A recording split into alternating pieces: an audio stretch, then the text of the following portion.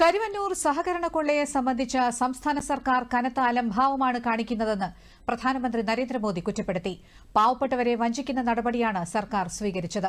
ബാങ്കിൽ പണം നിക്ഷേപിച്ച നിരവധി പേരുടെ ജീവിതമാണ് പ്രതിസന്ധിയിലായത്. ഈ വിഷയത്തിൽ 3 വർഷമായി സർക്കാർ നുണ പറയുകയാണെന്നും പ്രധാനമന്ത്രി ആരോപിച്ചു. കരുവന്നൂർ കേസിൽ കേന്ദ്ര സർക്കാരാണ് കൃത്യമായ നടപടിയെടുത്തത്. തട്ടിപ്പിനിരയായവർക്ക് പണം തിരികെ നൽകാൻ സാധ്യമായതെല്ലാം ചെയ്യുമെന്ന് പ്രധാനമന്ത്രി ഉറപ്പു നൽകി.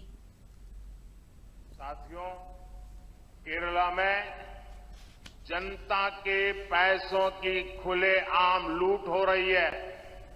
ये लोग भ्रष्टाचार के नए नए मॉडल लेकर आते हैं। जनता का एवरी सिंगल रुपया लूटना चाहते हैं। कुरुवन्नूर कोऑपरेटिव बैंक स्कैम लेप की लूट का एक ऐसा उदाहरण है। हर कोई जिससे परेशान है।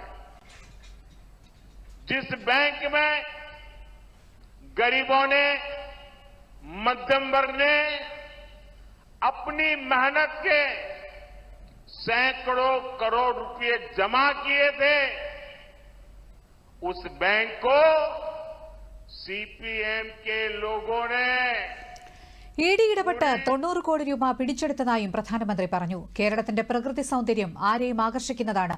വികസനത്തിനും പാരമ്പര്യത്തിനും ഊന്നൽ നൽകുന്ന 5 വർഷങ്ങളാണ് വരാനിരിക്കുന്നത്.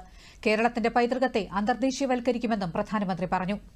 ഹൈവേ എക്സ്പ്രസ് ട്രെയിനുകളുടെയും വന്ദേ ഭാരത് ട്രെയിനുകളുടെ ശൃംഖലയുമായി കേരളത്തെ ബന്ധിപ്പിക്കുമെന്നും പ്രധാനമന്ത്രി പറഞ്ഞു.